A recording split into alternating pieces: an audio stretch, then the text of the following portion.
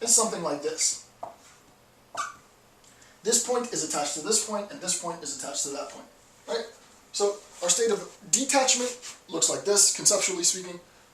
Our state of attachment looks like this, conceptually speaking.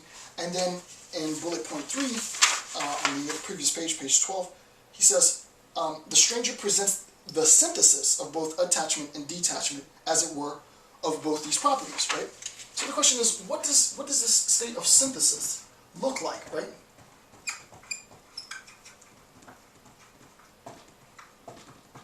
Right? What does this synthesis look like?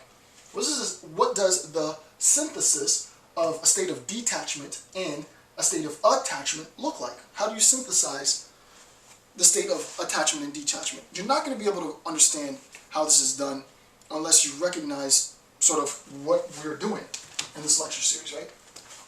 Right? The importance in this lecture series is the fact that we are doing a sociological account, right?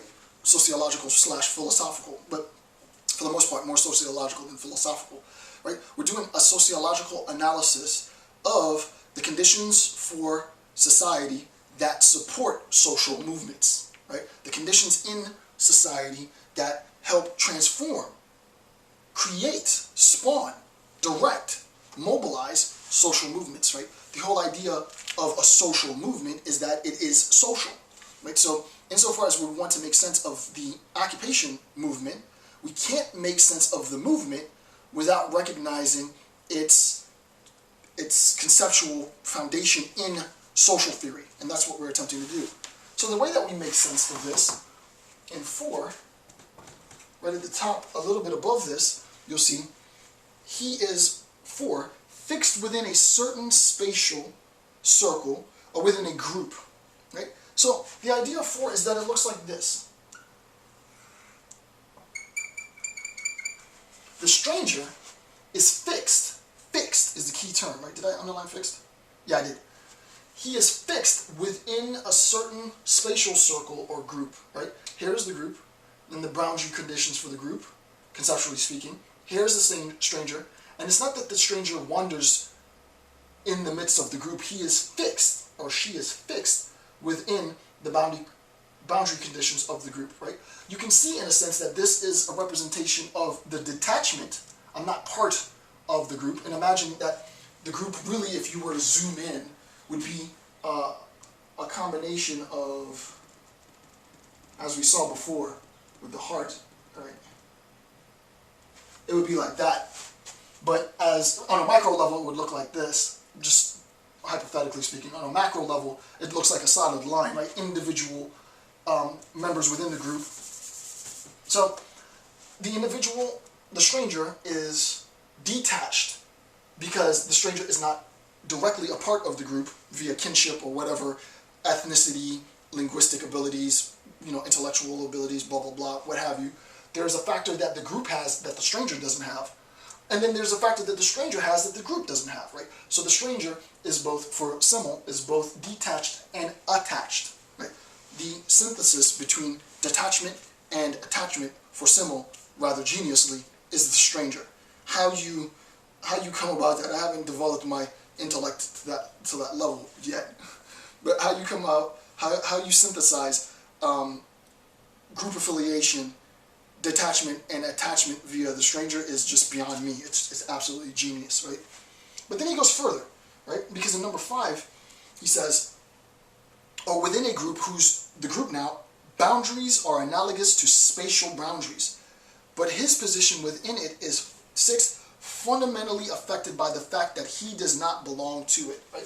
So in 5, it's not just that there's a group and the stranger is not a part of the group, but that the group itself has boundary conditions, right? Here's the stranger, here's the group, but the group itself, right? The group itself has boundary conditions, right? So this is what we're looking at, right? We have synthesized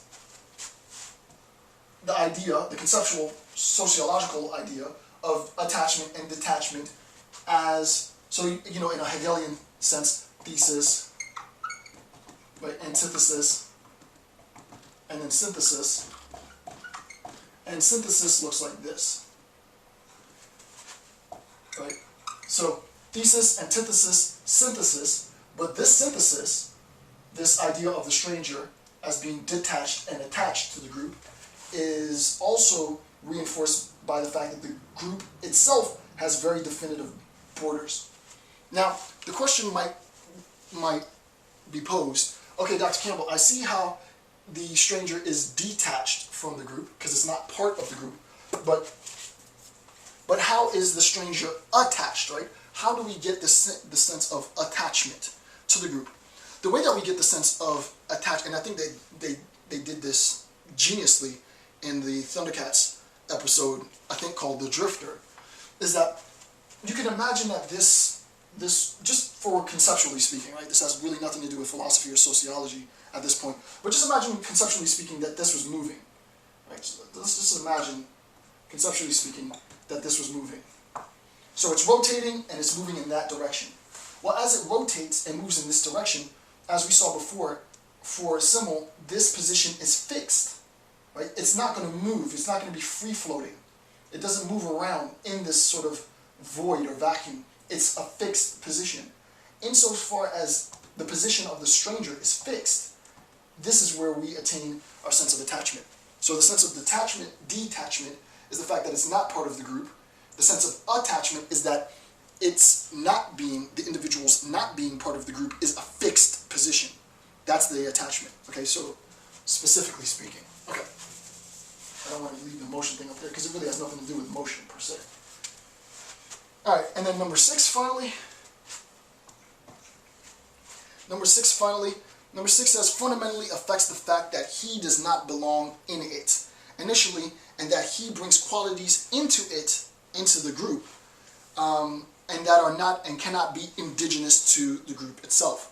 So number 6 at the bottom of page 13, see my commentary on this concept here. Just click the link, it'll take you to a video at the 2-minute marker. So if you want to see what I'm talking about in more detail, just click that link and then you can hurry along to the 2-minute marker and watch it, right? The emphasis is on belonging, right? What we're going to emphasize is, what we're emphasizing is belonging. And the idea is this, and I'll give you an idea. And it's a very, very, what I think, it's a very powerful idea, right? And I got the idea initially from Simmel. I didn't say it at the point, but I incorporated the concept into my Nietzsche lecture series just to make a point. But it's more appropriately, the point of the stranger is more appropriately stated in this occupation movement series, and it's simple. I am a professional academic. I am a public educator. Insofar as I'm a public educator, I put myself on the line to be judged, to be critiqued by society. Someone told me the other day, I forget in reference to what, but they said, well, hey, Dr. Campbell, insofar as you put your information out there, you put your information out there to be critiqued.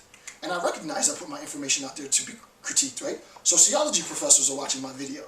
You know, I did a semiotics lecture. Communication theorists are watching my videos. I do logic. Mathematicians and logicians are watching my videos. I know that insofar as I put this information out there as a public lecture, that I am opening myself to be critiqued. Insofar as I step into the social sphere as an individual, as Dr. Jason J. Campbell, as this figure that I've created, right? Insofar as I step into the social sphere as Dr. Jason J. Campbell, I do so not with the intent of acclimating myself to the social, blending in, right?